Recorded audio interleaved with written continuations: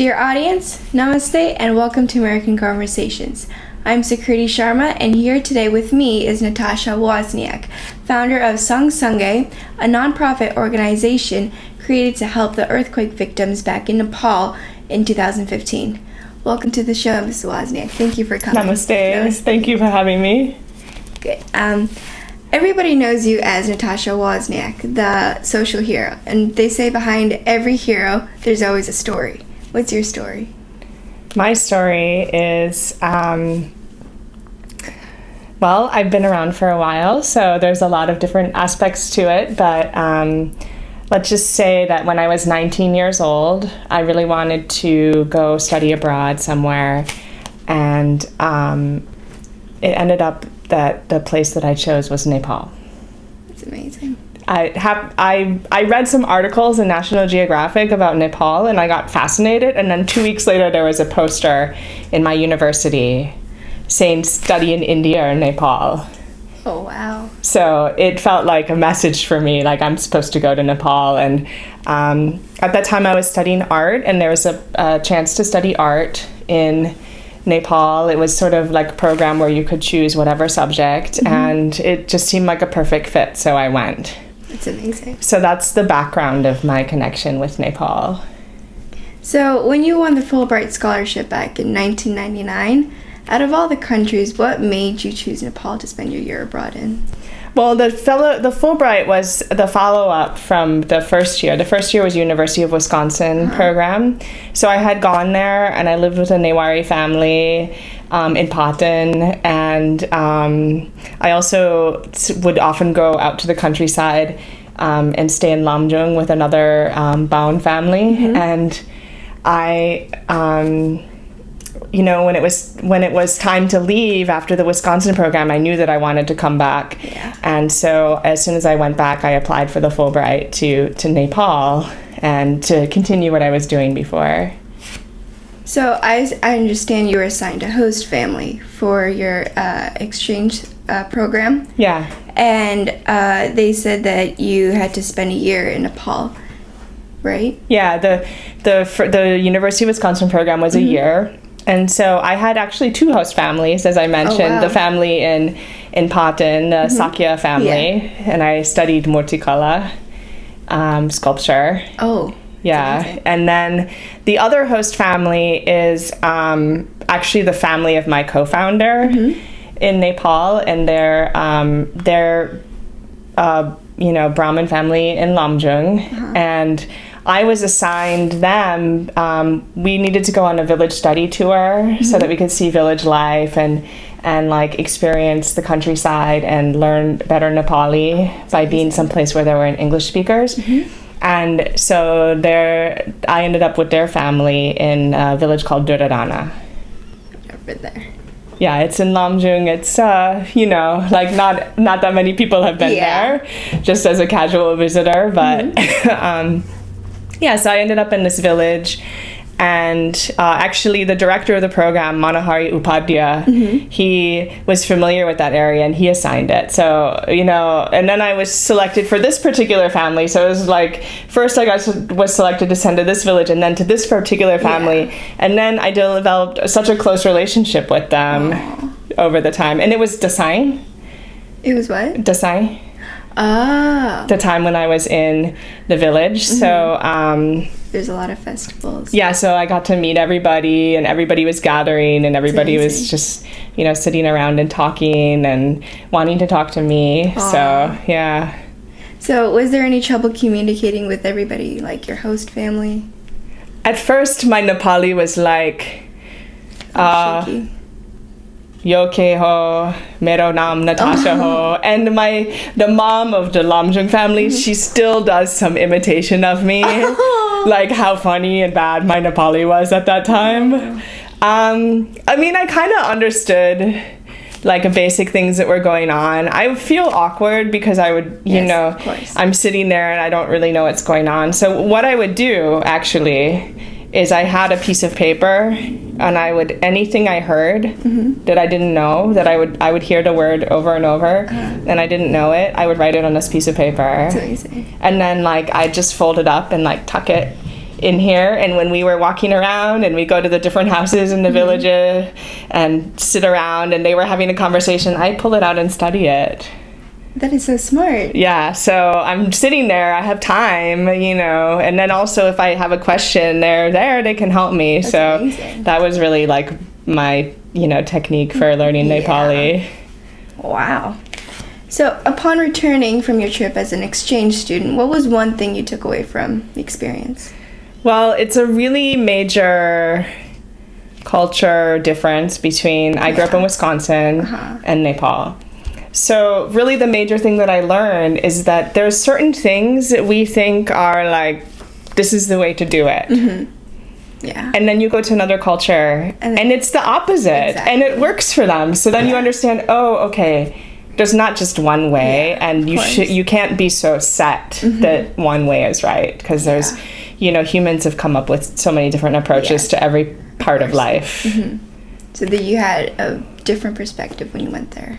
Yeah, I mean, you can never really be like 100%, like 100% American or 100% Nepali or like whatever country you come from and you go to another country. You always have like, a little bit of like mixture. Two worlds inside one person after that experience. Wow.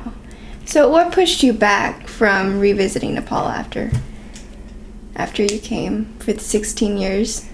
So, life circumstance. I started a jewelry business. Yes. And then also in Nepal, it was a time of a Maoist insurgency. So there was a lot of like instability going on there as well. And I had been thinking about going back to Nepal for a couple years before the earthquake. But sometimes if there's not like a really urgent reason, it's easy to always go, oh, I'll do that, soon, next year, sometime. Yeah. So the 2015 earthquake played a major role in your life that reconnected you to Nepal. Yeah. And none of us like tragedies, especially when it has to do with Nepal. Yeah. So, however, it did give you an opportunity to reconnect and help your community and give back to the community where you once lived. How do you feel about that? Yeah, it's sort of strange to use this, like a word opportunity, but in a way it was. And I had been involved in like some other smaller projects with other people's organizations, and I found that I really, really liked the ability to help somebody else, like using whatever skills I have. So, when it came to Nepal, I thought, okay, this is the one that's for me. That's right. And then like my co-founder Bibek Pandit, he's from the, his family's from Lamjung, and like we ended up working together, and like of course the whole family is kind of like involved and so forth, supporting our efforts. So I go to that village and I look at the houses, and sometimes I can't even really connect the fact like that I had such a big role in the house being built. I kind of go, oh wow, what a nice house that is. But I don't think like, oh yeah, I did it. It's sort of like, really? I had something to do with that. Wow. Astonishment. Yeah. So your organization, Sanga-Sangai, has raised about $60,000 so far. You've even built a village. How far do you want to go? Actually, at this point, we're at $130,000. That's amazing. Yeah, and we've built the village. We actually have a 5-year plan, and it's 125 houses in 4 other villages. So we're going to be doing villages in different districts. We started in Lamjung. And we're going to be working next in Kavre, and we have villages in Ramechhap and Gorkha lined up. And then after the 5 years, we'll probably move towards doing different things in economic development, so helping the economy grow stronger and people can become more resilient and self-sustaining. That's really good. Did you come across any obstacles while building Rain Scott? Like Too many. Too many. Yeah. First of all, there was an economic blockade right after we broke ground for 6 months. So getting supplies and transporting them, was like difficult to impossible. Must have been really hard. And then the water supply of the village was disturbed by the earthquake. It was. Yeah. So in order to mix cement and build buildings, you need to have a significant amount of water. Of course. So then we had to repair the water system. And there was also a big drought that spring. That's right. So it's like, okay, we just got over the blockade and now we have a drought. And then monsoon comes and the road is like almost impassable. Yeah. It takes like 2 hours just to get a small tractor load of bricks past one spot in this road. Must have been horrible. So it was kind of like one after the another. And then there was some moment where we needed the tin for the roofs and like the tin factory was on strike. And I'm just like, are you kidding me? I mean, what next? We had to laugh about it because it just keeps coming. Yeah. It just keeps coming. So how difficult was the fundraising efforts for the earthquake victims? Sometimes it was... we had a lucky connection, and we'd get some of money quickly. Like we've gotten a lot from the Nepali community in the United States. They raised money and they had it reserved. So once I got to know them and they got to be comfortable with my work and our project, then they gave it. And then sometimes it's like, one time I stood out on a table on the street in a busy spot in Brooklyn, and I only got $10 that day. Well, that's good though. So, I don't know, for a whole day it was a little frustrating. Yeah. So it's just, it's like I try one thing and if it doesn't work I try another thing, and sometimes it's just sort of like a lack of a connection. That's true. That brings us some good funding. Yeah. So it's just about persistence and not really worrying if people say no, just move on. Determination. Yeah. It's really important. Yeah. So how was it, what does it mean for you as a woman to be helping other women in the village and being the support system they needed? This is really funny. One time I was on this conference call and somebody, it was a guy, asked me, what is the women's empowerment program in the village? I said, listen, I go to the village and I talk to the woman and I'm the leader of the project. So that's really, like in action. I really enjoyed being in Rhinascote because it is a very woman-dominated village. Yeah. And, we do have these private conversations when there's nobody else around about, Nepali women often say, like, Malay aundaina. Oh. And I always say to them, like, sikne kauncha. What's it? Like, they have the ability and they have a potential. Of course. And so, like, afai like bishwash garna porcha. Hazir. Moneo. Oh. I read your career as being a jewelry designer in New York. How did you go from designing these beautiful ornaments to creating a non-profit organization from scratch? Yeah, so the way that we started was basically when the earthquake came, I was looking for information about what happened to everybody in Nepal, and Vivek was in India, so he was also online looking for people, information. And when I found out he was going to go to Nepal himself, instead of donating to an organization, I said, well, I'll send you some money. Yeah. Started with $100. With $100, yes. Our famous story. And, we were just going to do relief supplies, and then he was asked to rebuild a village. I didn't really think about it. I just operated on instinct, and I decided that I wanted to be, I wanted to do that. And at first, it actually was 3 a.m. when I decided that, when I got a text about rebuilding this village. So I wasn't thinking I'm going to start a nonprofit organization, and we're going to do rebuilding all over. It was let's try to do something in this one village. So it was a spur of the moment. So, it was like a gut decision. Maybe some people could call it impulsive, but it was a gut decision. And I just went for it. And then later on, we realized that, you know, now, okay, we did this village and we just did it with like however, like, you know, there's an expression like spit and duct tape, you know, like the whole organization is very like small and very like we have to do with very little resources or, you know, people helping us. And, you know, now it's time to like build the organization now that we want to continue on for like this other 125 houses. Yeah. So how do you plan on balancing the line between helping Nepal get back on its own feet and continuing your jewelry business? There is no balance. There is no balance. No. I mean, sometimes I have to be in the jewelry studio working. And then sometimes I'm, you know, totally involved in the nonprofit and I haven't been to my jewelry studio.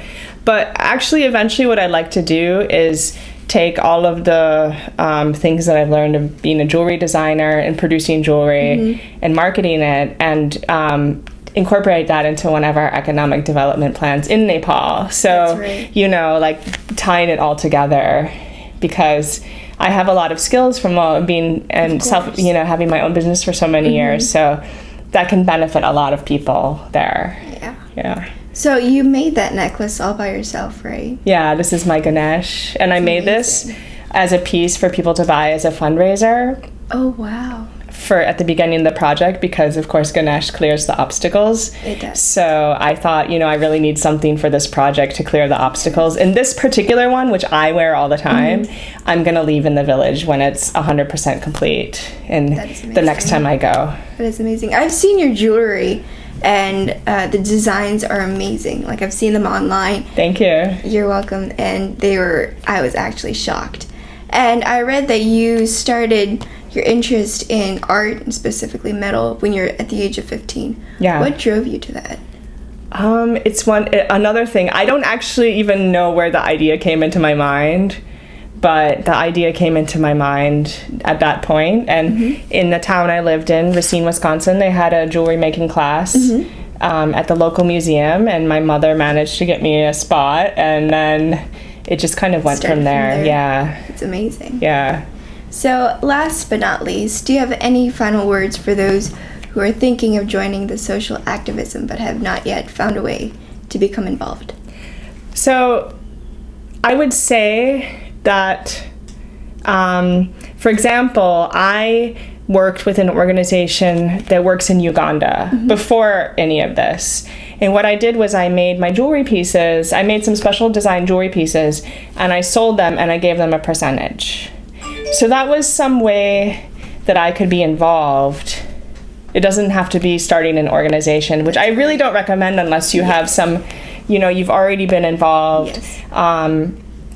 But, you know, organizations always need volunteers, and especially people who have some professional skill, if they're good writers or they know graphic design or website or accounting or anything. Like, that's a really good way to get involved. It might not feel the same as, like, I'm going to go put a brick on a wall, but it's really, really important. And, of course, you know, people say, oh, well, it's not really that much to write a check. It doesn't really do that much. No, actually, we really, really need people to write checks, because without that, you know, everyone could start an organization, but if nobody writes the checks, then none of the work gets done. So, you know, volunteer, use your skills, and donate.